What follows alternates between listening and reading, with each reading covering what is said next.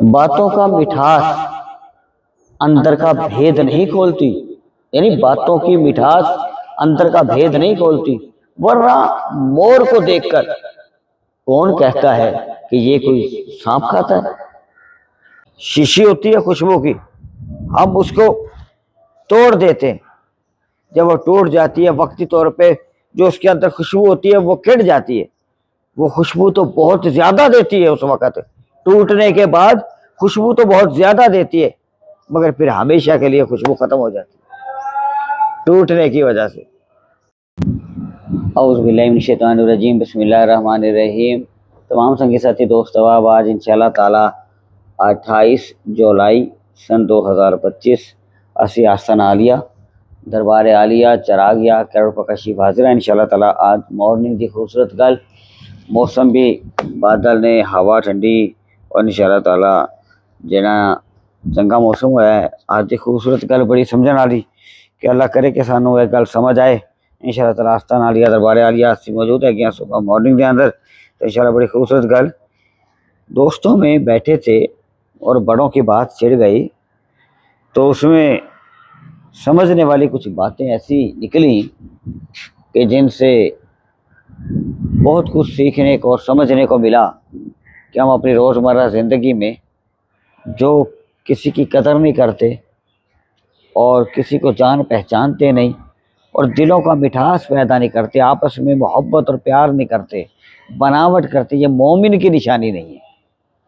یعنی دلوں کے اندر کچھ ایسی چیزیں جو بظاہراً ظاہر کچھ اور ہوتی ہیں باہر ظاہر میں، اور باطن کے اندر کچھ ایسی چیزیں رکھی ہوتی ہیں جو کہ سمجھ سے بالا تر ہے۔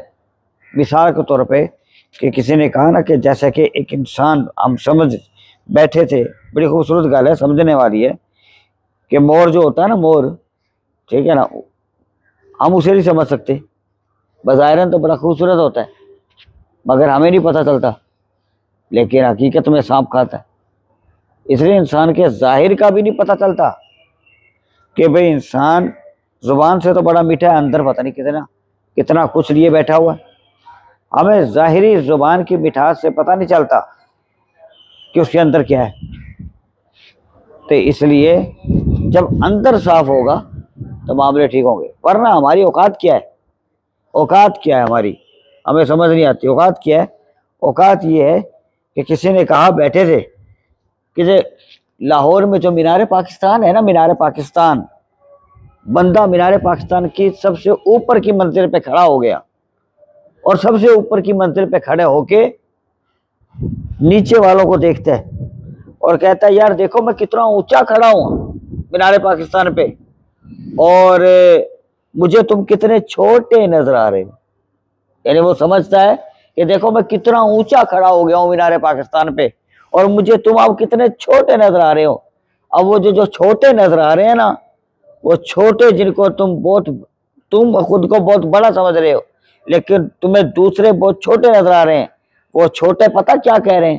وہ چھوٹے یہ کہہ رہے ہیں کہ حضرت آپ کو تو مینار پاکستان کی اوپر کی منزل پہ چڑھ کے ہم سب چھوٹے نظر آ رہے ہیں، آپ سمجھتے ہیں کہ آپ بہت بڑے بن گئے ہیں؟ نہیں، ہم چھوٹوں کو بھی آپ سب سے اوپر کی منزل پہ چڑھ کے بہت چھوٹے ہی نظر آ رہے ہیں۔ تو لہذا کوئی کتنا ہی بڑا دولت مند ہو، کوئی کتنا ہی بڑا منصب اور عہدے پر ہو، بڑا ان منزلوں سے نہیں بنتا۔ بڑا تو وہ ہوتا ہے جو اپنی زبان میں مٹھاس پیدا کرے، جو خلوص پیدا کرے، جو کسی کی قدر کرے، جو کسی کی عزت کرے۔ مومن وہ ہوتا ہے جو کسی کی عزت کرتا ہے، جو دوسروں کو عزت دیتا ہے۔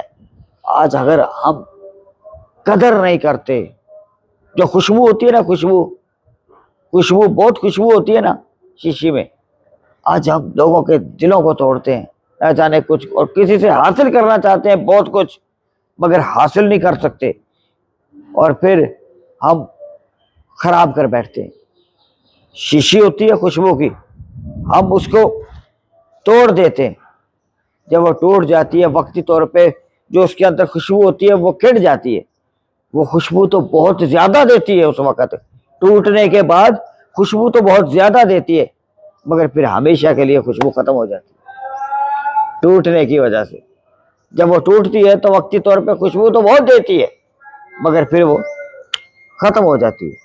इसी तरीके से हम जिनके दिल अतारी करेंगे, दिल तोड़ देंगे अपने साथ रहने वालों के, वो वक्ती तौर पे आपको फ़ायदा तो दे देंगे, लेकिन हमेशा के लिए वो ख़त्म हो जाएंगे।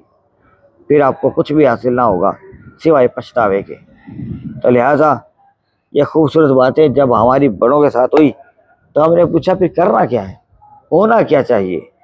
तो फरमाया कि होना ये चाहिए कि हम अहलुल्लाह की सोबत इख्तियार करें, अल्लाह के उन प्यारों की सोबत इख्तियार करें और अल्लाह के मोमिन बंदे बन जाएं। मोमिन वो होता है जो दूसरों को इज्जत देता है, जो दूसरों की कदर करता है, दोस्ती के रिश्ते को, मोहब्बत के रिश्ते को, प्यार के रिश्ते को एक्सप्लेन ना करना पड़े, ट्रस्ट रखे।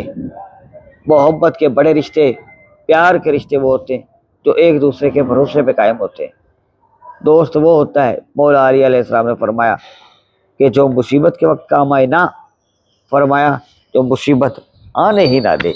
ऐसी दोस्ती रखें, ऐसी मोहब्बतें रखें, ऐसा प्यार रखें कि जहाँ आपको झुकना ना पड़े, जहाँ आपको नज़रों में गिरना ना पड़े, आपको एक्सप्लेन ना करना पड़े, आपको ऊंचा कर दे, आपको इज्जतों वाला बना दे, आपको सुकून वाला, खुशी वाला बना दे।